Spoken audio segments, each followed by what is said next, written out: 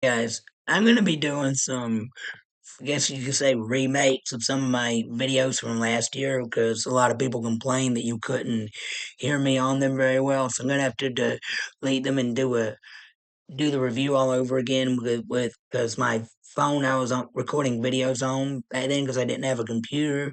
Um, it recorded audio very poorly, so this one you get good video and good audio. All right, this is one of the first movies I reviewed last year called In a Violent Nature. It is a 2024 independent horror film. I think it was directed from some guy named from Canada named Chris Nash. And before I looked up his filmography, and before this, he directed a few independent short films that he made, and also he directed a segment of a horror anthology horror film. So this is the first feature film he's directed completely all the way through, and he made a pretty interesting movie. The cast is mostly unknown people, except there's this woman who appeared at the end who's played by some D-list, C-list actress.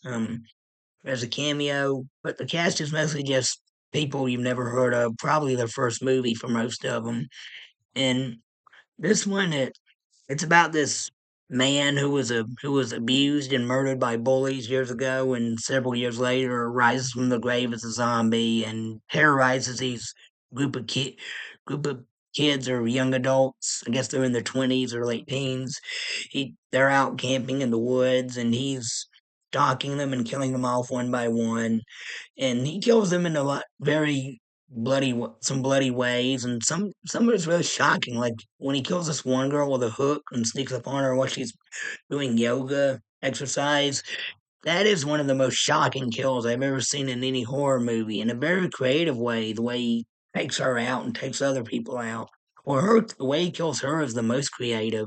And we mostly see everything going on from his point of view. Like if this was a first person shooter game or like a first person horror game where you're playing as the killer, the monster or whatever, and you're you see everything from the killer's point of view, like moving around and and yeah, even when he rises from the grave, you just see like the dirt over the camera, but then you see the dirt removed, and the guy comes up, and then he walks, moves around, and you see everything you see, and it's a pretty interesting way to shoot this film. I really like it, and the acting in the cast was all right.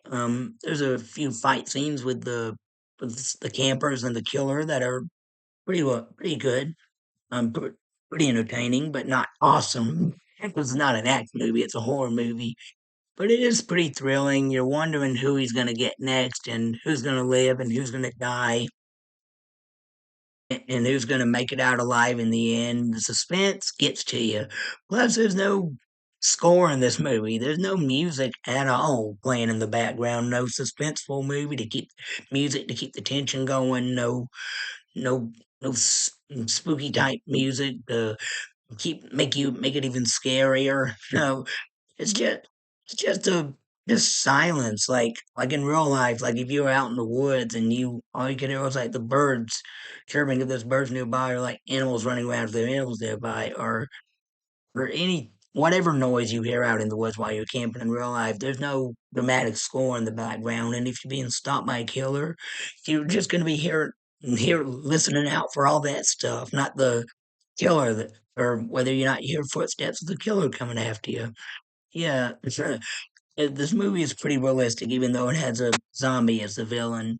But oh no, this is a good movie. I give it 2 thumbs up. All right, that's my review. If you like it, please hit the like button, subscribe for more. Thank you. God bless you. Bye.